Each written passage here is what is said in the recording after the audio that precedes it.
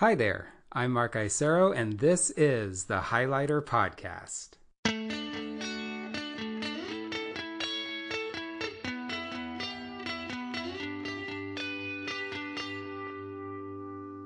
Hello and welcome to the 25th episode of the Highlighter Podcast. Thank you so much for listening. This podcast is an opportunity for us to meet some pretty great people doing great things in the world, and also a chance for us to talk about the best articles on race, education, and culture, which come from the Highlighter newsletter, which comes out every Thursday. I want to thank in particular the 40 new subscribers to the newsletter, which I think is a 1-week record. But please keep folks coming, get that word of mouth out. I think that we're definitely growing, and it's wonderful to have so many listeners and so many readers. I am very excited to have Anne Nyffeler on today's show. And if you don't know her, Anne Nyffeler is a wonderful teacher and educator in San Francisco, but also she's going to be the leader of a new feature over at the newsletter. The feature is called Annotations, which seems appropriate. And what she's going to be doing is she's going to be highlighting one excellent episode of a podcast each week. Because a lot of you have said, hey, when I'm driving or when I'm preparing dinner, it's hard for me to read. And I really wish that I could diversify my podcast listening as well. So Anne's going to be focusing on that. And I wanted you to meet her. So in this conversation, you're going to get to know her a little bit more. She's going to talk about her first recommendation, which is going to be detailing a number of things. So we're going to be talking about microaggressions specifically in the classroom. Please listen in, and if you have any comments, please email them to me at mark@highlighter.cc or to annenyffeler@gmail.com. That's ANNENYFFELER@gmail.com. Let's get to that interview.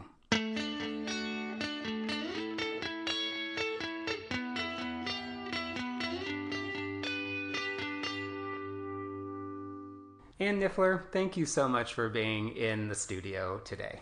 Thank you for having me. It's wonderful to have you. It's great that we're having some tea. We're just having a great conversation here on the Highlighter Podcast. And I totally want to talk to you more about who you are. And I think the audience wants to hear from you too. So can you introduce yourself? Happily. I'm Anne Nyffeler. I'm an educator here in San Francisco, and I wear many hats. So this morning I was observing a new teacher teach his advisory. I then came here during my prep to talk to you. I'll go back, meet with that teacher. Then I'll teach psychology. We'll create an experiment about memory. And then I'll teach AP World History, where we're creating presentations on West Africa. That's a lot. That's a lot in just a few hours. And probably in the middle of it, you're going to be listening to some podcasts as well. Absolutely. On the way here, I was. I'm very excited to have you on the show because you are the leader of the new feature called Annotations in the Highlighter. Love the name. We're going to be featuring, with Anne's leadership and help, one excellent podcast episode per week. Are you excited about it? I'm really excited about it. I love conversations about interesting, deep, thought-provoking things, and I feel podcasts can help people get there. Yeah. Well, you're also a reader too. So one question that I have is, what do you read? How do you read? And then why podcasts? And how do you fit it all in? Oh gosh. Okay. I'll start with reading. I read through my library.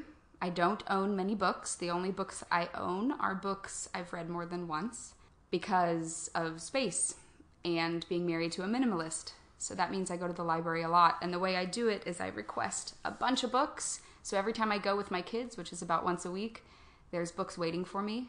So I always have a pile next to my bed. And I read the first page of all the books to decide which one's next. And whichever one grabs me is the next one I read. It's a lot of nonfiction. I'm a history teacher.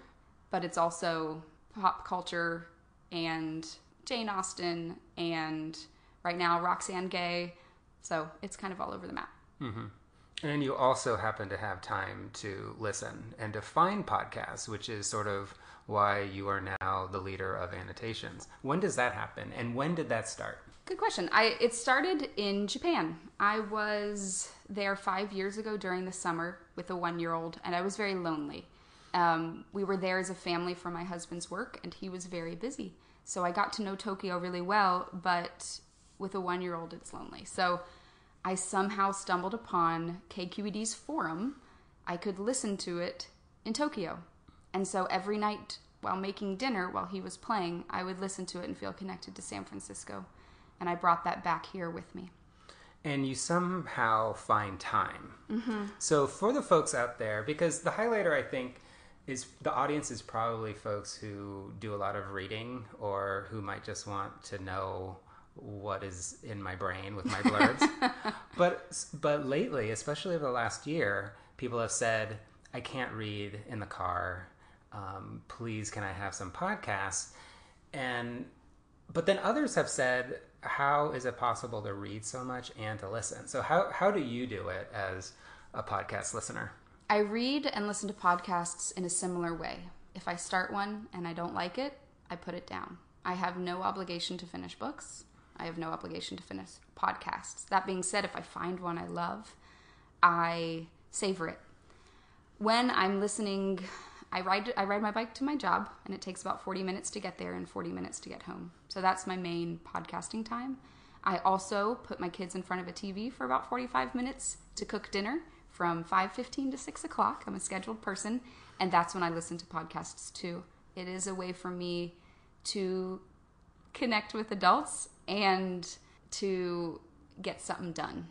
What are you going to be looking for, and what are you going to be hopefully offering to the highlighter audience with regard to annotations?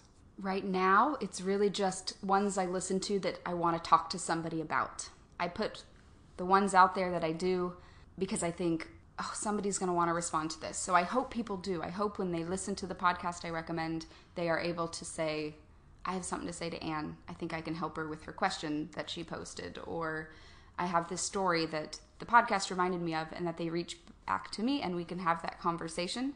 But as I do this, hopefully I'll get better at choosing ones that whoever the audience is, I start to learn about that audience and what they are interested in. I'm not just recommending whatever I feel like. I'm choosing ones I think make us better if we dive into what they bring to us. Yeah. I also appreciate the focus on conversation as well, and wanting the audience to have a dialogue with you. And so I'm going to try to come up with lots of different ways where you, audience, can email and talk to Anne. Maybe we'll have some sort of event where you where you get to answer their questions as well. Let's get to it. What have you chosen as your first selection for annotations? Well, last year when you and I started talking about doing this, I sent out to the Facebook world a question about what do you listen to, and I learned a lot of us listen to the same things across the country, and that meant that I needed to diversify. So the couple of podcasts people recommended that I'd never heard of, I found those, listened to those, and found some really good stuff. So the first one is a recommendation from a previous student of mine named Erica. Thank you, Erica. She recommended the podcast You Had Me at Black. And in each episode, it's one person telling a 15 to 25 minute story from their life. And no conversation, you just dive into the story. Great. And so the one that you chose, what is the overall topic of it? What is it discussing?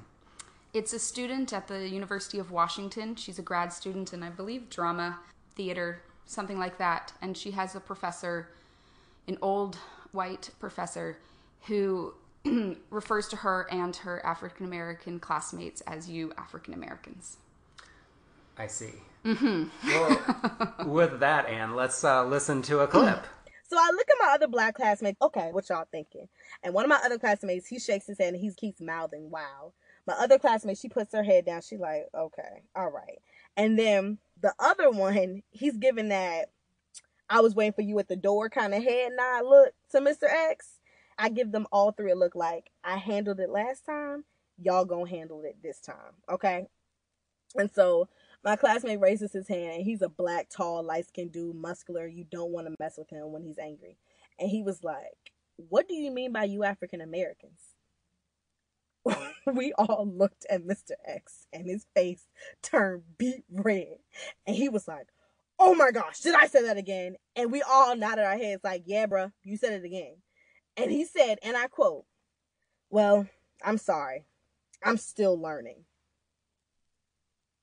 I'm still learning? And that's it. I'm still learning. And we're supposed to be okay with that. Wow. So what'd you think, Anne? Well, after you get past the story and just engaging with the story, I started to have thoughts of my own story. I'm a white teacher. This is my first time in 9 years having a white student. So there are certainly times in my past where I possibly was the perpetrator of white microaggression. Should we define that term before we go any further? Yeah, because Bria in the podcast talks about it. What's your sense of it? And we can also just talk about what we think it is. So in psychology class, we define prejudice and we define discrimination. Prejudice being the attitude, discrimination being the action. And I feel like microaggression is somewhere in the middle. Like it's not this official discrimination, but somebody has a prejudice and it's affecting how they treat somebody. So it could be in the way they talk to them or their body language toward them, something like that. Yeah, and in this case, in this podcast, it just really shows that the professor didn't intend to sort of be racist or do anything wrong, and in fact was working against it and said, "Oh, I'm still learning," but it just was totally clueless and wrong, it just happens every day in classrooms, and I know that when I was a teacher, there would be moments where I didn't know what was going on, but something was going on that I had actually done. And how brave of Bria and any student to name it to the teacher, and shame on him for not correcting it and never happening again. I think the main insult was the second time. Well, I mean, yeah, she took it upon herself to actually go and see her teacher. And I knew that probably something was going to, but I did not expect what was happening at the end because she already did the thing that she shouldn't have to do. Exactly. So first off, kudos. And in the situations that we've experienced, have you had a student call you out or a hunch that you feel like you've been the perpetrator of white microaggression? You, by the way, if people don't know, are white too. I am, yes. And I used to be a teacher. Yeah, and it happened all the time, but I wouldn't necessarily say that it was always named explicitly. And sometimes it was difficult to figure out how to navigate. So, for example, I was called racist, for example, many, many times. And many times I think it was very warranted. And then sometimes there's this interesting interplay that sometimes happens where students may state something for different reasons. And it was always hard for me sometimes to really figure out what was going on, especially if the student may have been a jokester in the class. But even if they are, that doesn't, they said it for a reason. Right. And I can assume, because I taught with you for many years, that you took it seriously, like that wasn't ignored. Right. But I think that the biggest times when I knew that something was going wrong was actually when there was resignation. Not when there was like a moment of anger, and not when I was called out. It was more when there was reticence or sort of like a giving up, where there was just a huge gap. And I noticed this actually, I think, a little bit later in my teaching, actually. And I think it's probably because I was getting older and I wasn't doing the work as much to be there present, because I had had a lot of success. Right. And the great thing about teaching, but the worst thing about teaching, is that you have to do it again year after year. And there were a couple years where I was hoping my reputation was going to hold the day. Mm-hmm. And you have, like, you're there every day and you're creating your presence and your reputation every day. Have you noticed that things are any different this year or more recently with how you are in the class, as you have listened to more podcasts, as you sort of learned more about yourself, your whiteness, your teaching? There's so much that I am working on because I continue to feel like I'm not measuring up to what the students deserve in their teacher. So there's a lot of directions I could take that. I can share an example, I think, of white microaggression. Yeah. Okay. So my first year teaching at the school that we taught at together, I think it was first year, I created a project where seniors in an English class wrote a research paper on music, and students got to choose a genre of music and then create a research question from that genre that they researched. And I had a student who was African American, and he said he was going to do opera. He was kind of a jokester of the class, and so I laughed. And he said, I have someone in my family who sings in the opera. And I laughed again. And the class got quiet. Mm-hmm. And I looked around and they're like, he's being serious. He does. And of course I apologized. But in that moment, that was me taking a prejudice. I assumed that this teenage boy looking at me did not know anything about the opera. And that was wrong. Well, and you have a singing background too. I do. Yeah. And I love the opera. And shame on me. So I have moments like that in my past. So I just want to name that so that we both go there and are brave and say we've probably been perpetrators. Oh, absolutely. And thanks for sharing. And the great thing about young people is it feels like even though any time where I have broken a relationship, there's been another opportunity where there's been forgiveness. Teenagers can be very forgiving. I mean, Bria, in the podcast episode, she wanted to be forgiving. And in fact, like, it seems like she continues to sort of want things to get better. That's such a good point. That she is willing to stay with this teacher even after the first transgression, and then he messes up again. He just breaks her trust again. Yeah, it's just no good. But maybe someday he'll, like, figure it out. But not automatically. Like, that's the thing, is that there's got to be... People say that white teachers and white people need to do the work.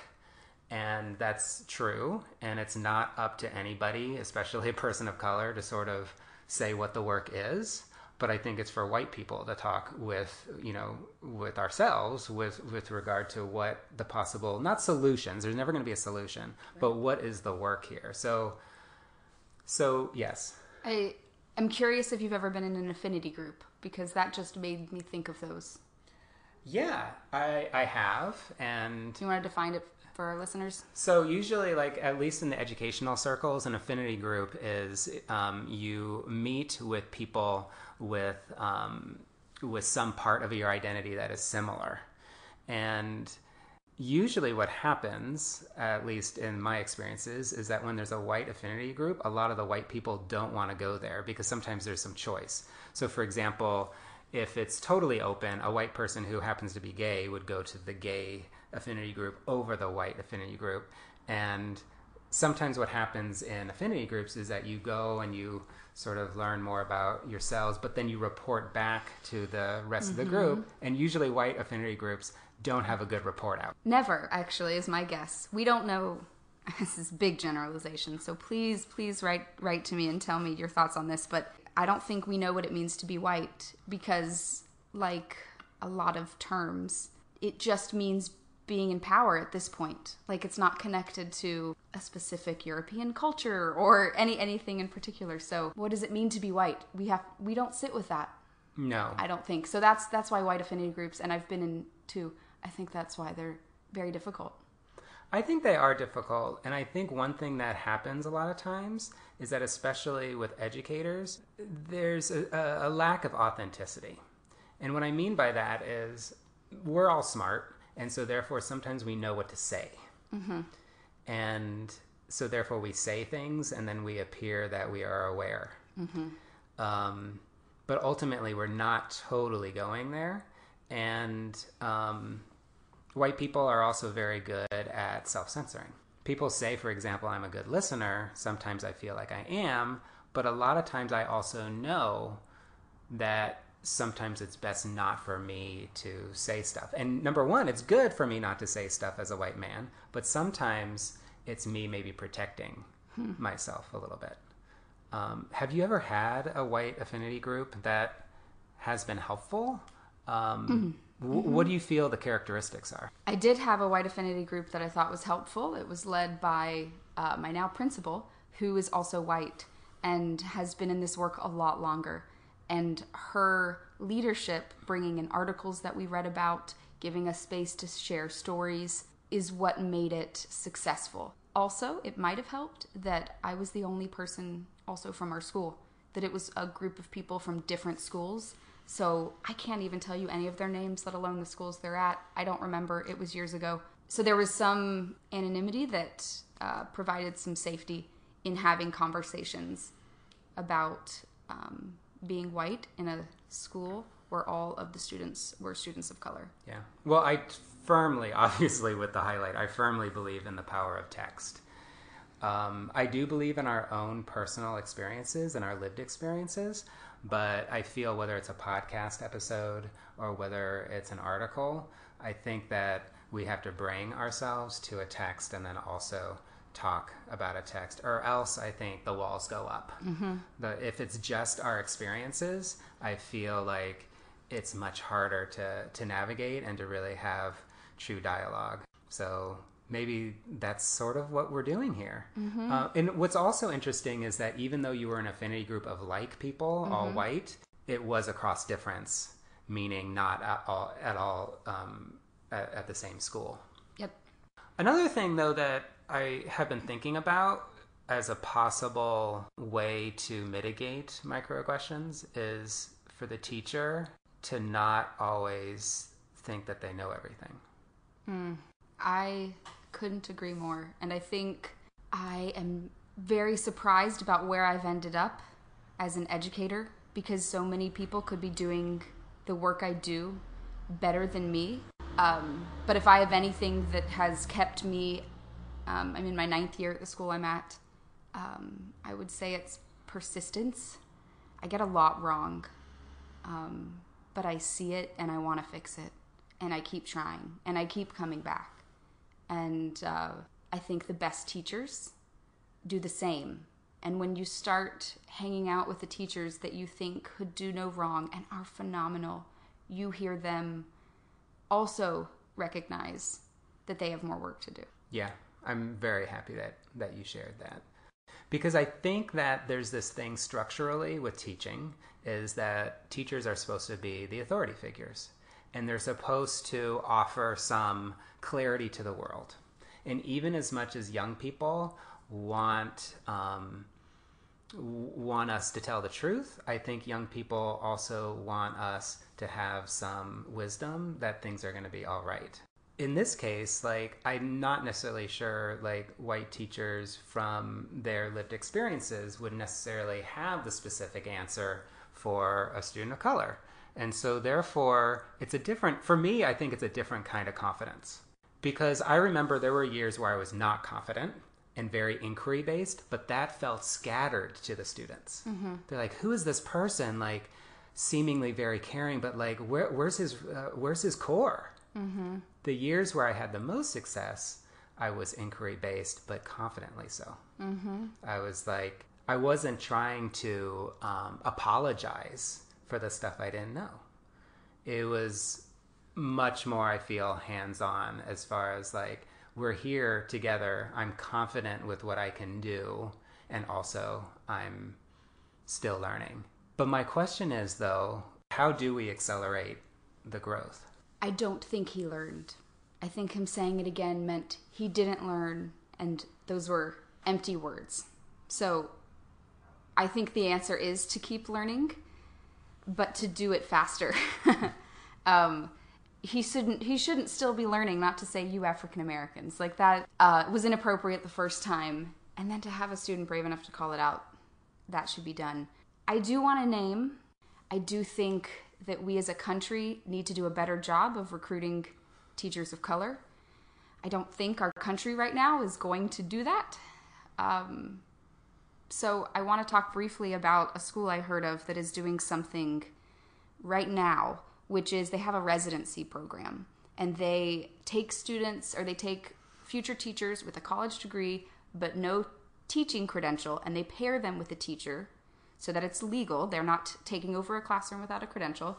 And for a year, they help them get their credential at night and teach them how to teach during the day. And then the next year, they are certified. So I just want to put out there, any previous students listening or anybody listening that has a college degree, thinks they'd like teaching, and thinks, I don't have a credential and that's going to hold me back, find a school that's willing to help you, because I feel like recruitment is lacking. Like we're not doing our job if only white women, majority white women, are the ones who want to teach. Yeah, there's something structurally, physically wrong with this idea of lamenting that there's not enough candidates of color and basically not changing anything. Right. But I don't think the answer is to hire people that don't have credentials and hope you don't get caught. No, totally. I mean, that's not the answer either. But yes, I also know about residency programs. I think that they're an excellent idea. People say, oh, they're too expensive. And like, what does that mean? It just means that we're unwilling to make the changes that are necessary. I've also been thinking a whole lot about after the residency and then after, say, the clearing of the credential, how do we get teachers to stick in, between years 3 and 9? And if you're a teacher of color who is one of the few at your campus, it's not going to be particularly fun or easy or comfortable. One of the problems, I think, is if 80 or 90% of the teachers at a school are white, the amount of effort that the investment, it just has to be year after year after year. And it's not easy. Like everybody gets mad at Silicon Valley, for not having enough of a diverse workforce. Mm-hmm. But here we are in education where we're serving almost... Absolutely. Yeah. And you just don't hear of too many things structurally that are happening. That's a shame. We have to figure it out. Oh, I think we just did. I think we did. And it has been wonderful to have you here. Before you go, mm-hmm. I want to make sure that there are some ways where people can contact you. Yes. You want to talk about your annotations. So mm-hmm. what are different ways that they can contact you? First, let me say, you can look it up. I'm an Enneagram number 6, which means I'm a fearful person on the inside. And I was nervous going into this. My main fear was a negative reaction, but I've decided that the worst thing would be no reaction. That just, we have this conversation and I put these podcasts out and nothing. So even if it's negative, I will brace myself. Please give me any feedback you have in the kind of podcasts you want to hear. I would love to have a conversation about this podcast. If you have thoughts on this topic, please share. How do you share? There's a couple different ways. If you just want to talk with me, text if you have my number, or you can send me an email at Nyffeler@gmail.com. And I think we're trying to get a Facebook page set up. We might be, yeah. And I will also write down how to spell your name, but just for make sure that you're spelling it out, your email, please. ANNENYFFELER. Great, at Gmail. We are trying to figure out more of a forum. It is sometimes challenging to talk online, mm-hmm. and yet I feel like if we get a good core, robust group mm-hmm. that goes back week after week, I think that people will get to know each other. This is my theory. Yeah. So I'll take my AP World History class right now. 20 students. Same last year. There's always at least one that wants to talk to me about history all the time. Will stay after class to talk to me about something that they learned. So my theory is about 1 in 20 of the people listening to the podcast, or 1 in 20 of the people getting the highlighter, are the type that as soon as they read something or hear something, they want to talk about it. So we need to find a space for those people. So if it's not Facebook, I know you also tried to set up some sort of link, some sort of button to press in the email where they can make a comment. Am I right? Yeah, so be looking this Thursday for the next annotations, and there's going to be a link that you can click on in order to continue the conversation. And also, I'm going to be highlighting the lead article every week. And so even though all articles are great and are worthy of discussion, I really want to focus on your annotation as well as the lead article. So maybe this is going to all blow up, Anne. What I do want is more podcasts to listen to. So if you have a podcast out there that you think I should be listening to, that you think this group of people who read articles on race, education, and culture should hear, please let me know, especially if you have a specific episode that changed how you viewed the world. Thanks, Anne. Thanks, Mark.